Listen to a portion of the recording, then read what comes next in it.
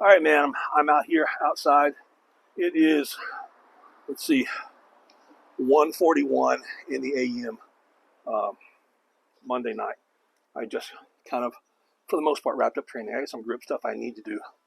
I'm absolutely fried. I did 4 grip competitions last week, and uh, and then came out last night and trained. And been a really stressful month. But I mentioned on the Twitters, and you asked about it. Um, a lot of the people that I've worked with, and I'll use the kind of the tagline of big lifters, heavy lifters, um, mostly with the top world's strongest man guys, not so much with power lifters. I'll see if I can explain why. But most of the high level, let's say 900 to 1,000 pound plus deadlifters that I've worked with in the strongman area, um, we have had the best luck coming in and doing the core lift and then assessing exactly what the minimal amount of accessories are for that day, and then going home and recovering and then coming back the next day and doing accessories for that. There are a lot of reasons for that. I was having issues with some of the guys that I was working with that were getting to World's Strongest Man, Giants Live, um, Rogue Invitational, whatever, the Arnolds, top level SCL.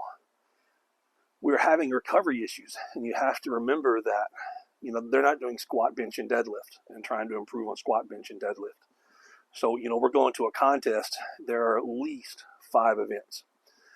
Some of these contests are 7, 8, 9 events. So maybe you're doing sandbag for height. You've got Atlas stones. You've got a heavy super yoke, heavy farmers. You might have log, dumbbell, and axle that you're training for. You got to have good cardio with a medley. There are lots of things that you're working on, and so many of those. I lay all of those out on a big whiteboard, and then I start looking at, okay, this, super yoke requires this set of attributes. Now, what if we were just doing super yoke? What will we do to build super yoke? Again, we go to the next event. Atlas stones requires this set of attributes. Now, what will we do to build Atlas stones? Okay, log clean and press. Log clean and press requires this set of attributes, and what will we do to build the log? And then you figure out things like front squats build the log, and the stones. The stones end up building the log. Both of those beat each other up like crazy in the bicep tendons and the shoulders and the hips. The hips are huge. Hips are the biggest things when it comes to Atlas stones. Every time I work with someone going for, let's say, a world record or something like that on Atlas stones, one of the big things we have to do is we have to have a full-on hip massage, professional physical therapist, physiotherapist, hip massage at least once a week, if not twice. If not, you're getting down to the last 2 or 3 weeks and all the numbers start nosediving, and we'll figure out it comes down to the hips. So you got to protect those. If the hips go bad, what do you think happens to the log? What do you think happens to the deadlift, to the super yoke, to the farmer, to their speed? Everything goes to crap. So as you start looking at the family tree of events that a strongman has to do, you start marking off boxes, and you start figuring, okay, this works for all of these exercises. This works for all of these. And how do we cut things in and cut things out? So we have to start looking at designing what accessories build what for what individual. So there was a couple of years that I was working with clients at a high level, trying to manage all of that. And with most of those guys at that level, they know how to train. They're brutally strong anyway. They know how to eat. They know how to sleep. So much of what I do is just risk management and constant reminders of, hey, we're working on this. This is the goal for today. And the moment you achieve that goal, stop. You're done. If the steak is on the grill, once it's cooked, take it off the grill. If it's not completely cooked, and here's the key, if the steak is not completely cooked, you can come back later and put it back on the grill. It may not be perfect, but it's a whole lot better than burning that steak and totally ruining it and not being able to eat it. And that's where I came up with this concept. My training partner, let me keep a a good reminder, good thought in your head. My training partner is 6'5", 6'6", and when I met him, he was 120 kilos, 265 pounds. Like it got up to that. And after being around me for a while and me convincing him to eat and train and him getting motivated, realizing that if he will eat and train hard, he can be better than me or anyone else that he's ever met. The next thing you know, his body weight fluctuates anywhere between, let's say, 375. He's been down to 375, and he's been up over 441 because that was as heavy as the scale that we had went up to. When he would come to the gym to deadlift, so we're looking at someone, he's deadlifting during this time period, anywhere between mid-8s and mid-9s. We're going through a time period here. So, he's starting at the bar. He's a big guy, which means you're constantly jammed into small places. You get to the gym, something's jacked up. So by the time you get your body moving, you do your whatever activity to get your body moving. You got the bar, you got a plate, you got 2 plates, you got 3 plates, 4, 5, 6, 7, 8, 9. That's a lot of work to get there. And you're fired up. Your CNS is completely fired up to make those kind of lifts. Doesn't matter how strong you are. And there are parts of your body that just simply are not going to recover rapidly because of the weight that you are using, no matter how strong that you are. So then he's following me, and at the time I'm deadlifting mid 600s. I'm kind of on my way down.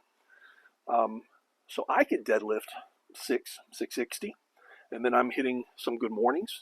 3 sets of 5 on good mornings. Glute ham raises. I'm doing some chin ups. I could go out and do Atlas stones. I could go out and do super yoke after that. Get a couple of flips with the tire flip. Glute ham raises, abs, and I'm good. The next day I'm trashed, but my next day is a rest day. I work a lot of hours. I own a couple of companies. I've got kids.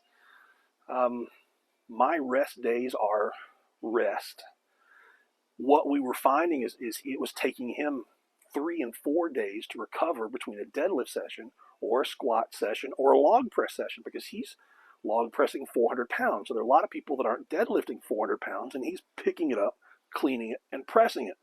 And then you have to do accessories for log press. What accessories do you need? You need shoulders, you need triceps, you need upper back, you need hamstrings, a lot of core work, you need some chest work, some incline work. It's a lot of stuff, and the stronger you get on everything, the more your body has to recover. So we would come in like on deadlift day, and he would go through deadlifts, and he would finish his deadlifts, and we're looking at him saying, okay, we're going to take 20 minutes, rest, recover, get everything back to normal.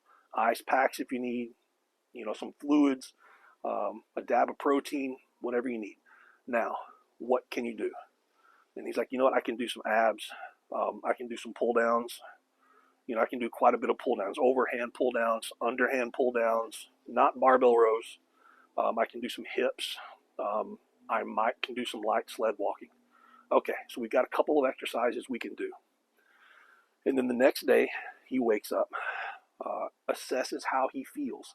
And we know, because we've built that family tree of events of what he's working on and what all feeds into each other. And he will go to a commercial bodybuilding gym, and he will hit all the exercises that he needs from there.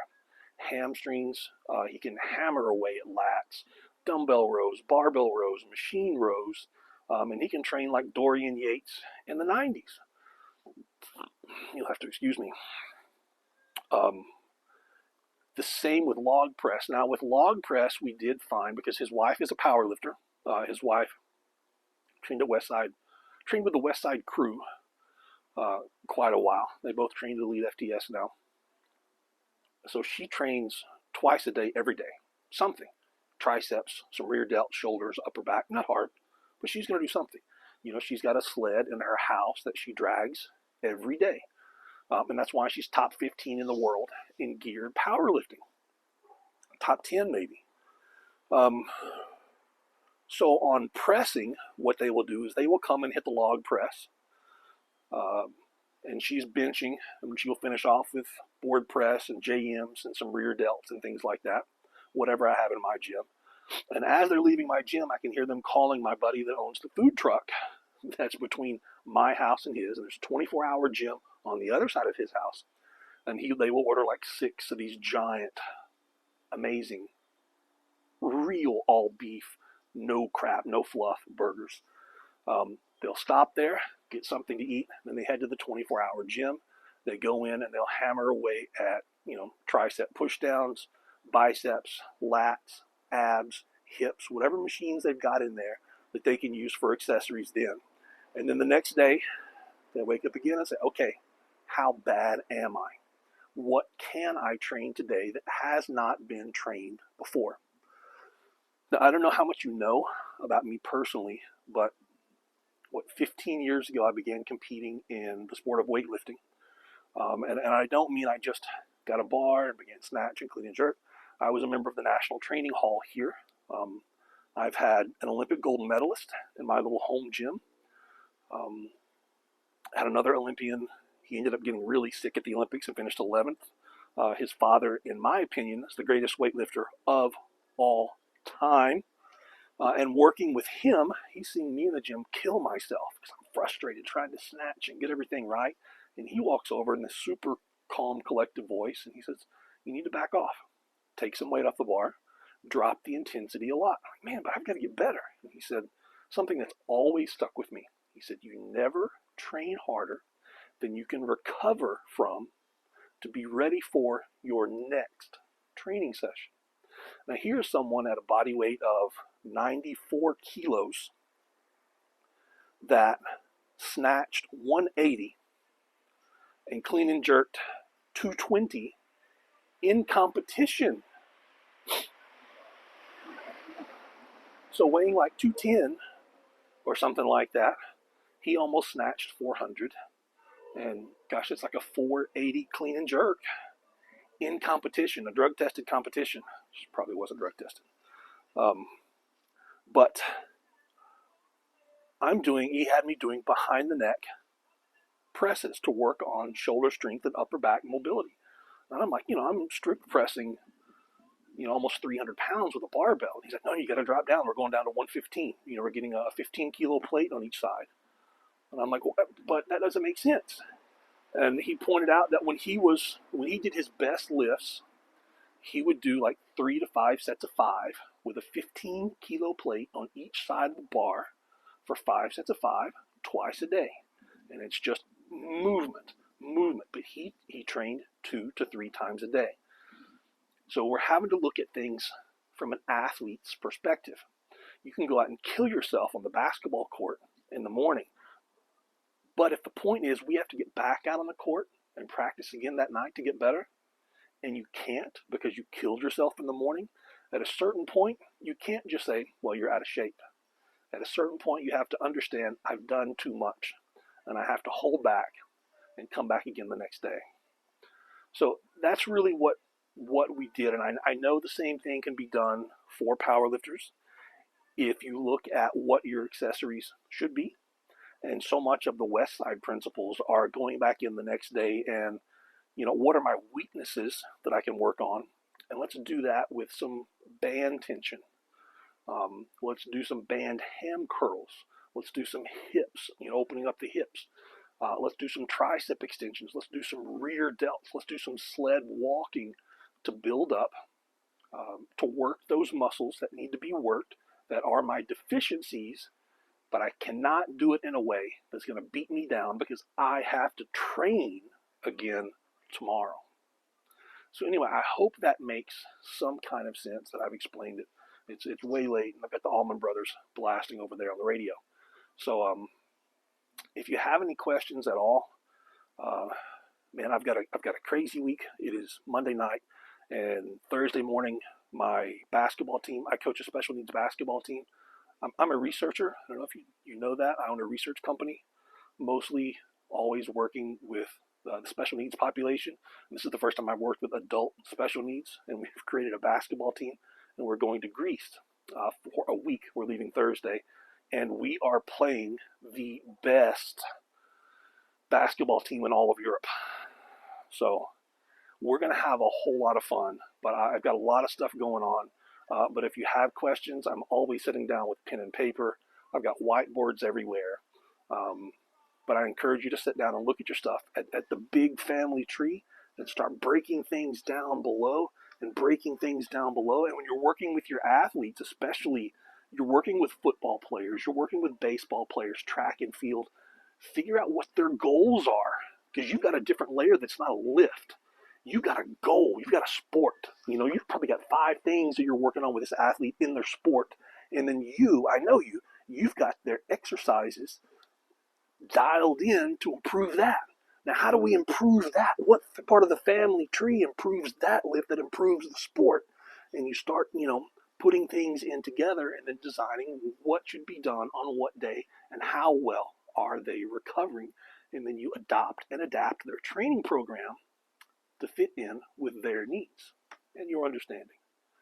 Man, I hope you have a great one. Hope this finds you well. It's a blessing to talk to you, man. Have a good one.